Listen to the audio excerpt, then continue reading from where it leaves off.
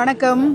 இந்தியாவில் ஒரே ஒரு இடத்துல மட்டும்தான் நம்ம சரஸ்வதி நதியை தரிசனம் பண்ணிக்க முடியும், கண்ணால் பார்க்க முடியும். மற்ற இடங்கள்ல அந்தர்யாமியா மட்டும்தான் சரஸ்வதி நதி ஓடுறதை பார்க்க முடியும். நதியை தான் இப்போ நீங்கள் பார்க்குறீங்க. எவ்வளோ பிரவாகமாக கொட்டக்கூடிய அந்த நதி மேலே பாருங்கள், மேலிருந்து ஒரு இடத்துல நமக்கு தெரியும். அதுக்கப்புறம் இங்கே பிரவாகமாக கொட்டி பூமிக்குள்ளே போயிடுறா.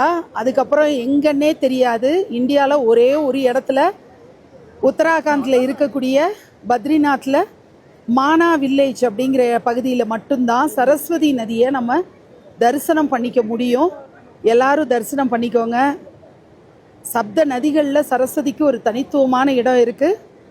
எவ்வளோ பிரவாகமாக கொட்டுறா.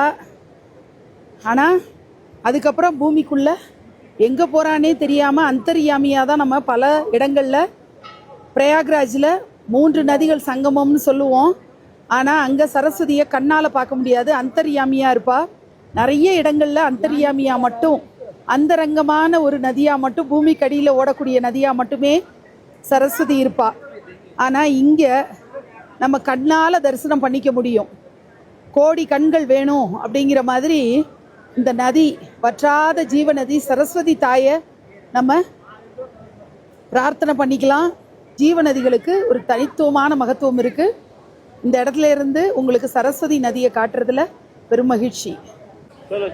இங்க இருந்து ஓடி வரக்கூடிய நதி அப்படியே பள்ளத்தாக்குல வழிஞ்சு ஓடி இங்க பாத்தீங்கன்னா இந்த பள்ளம் வழியா எங்க போறானே தெரியாது. அதுதான் ஒரு பெரிய ரகசியமா. பூமிக்கடியில அப்படியே போயிடுவா சரஸ்வதி நதி. சரஸ்வதி நதி பிரவாகமாக ஓடக்கூடிய இந்த இடத்துல இருந்து சரஸ்வதி கோயிலும் பக்கத்துலேயே கட்டி வழிபாடும் இங்கே நடந்துட்டுருக்கு. சரஸ்வதி கோயில் தான் நீங்கள் இப்போ பார்க்குறீங்க.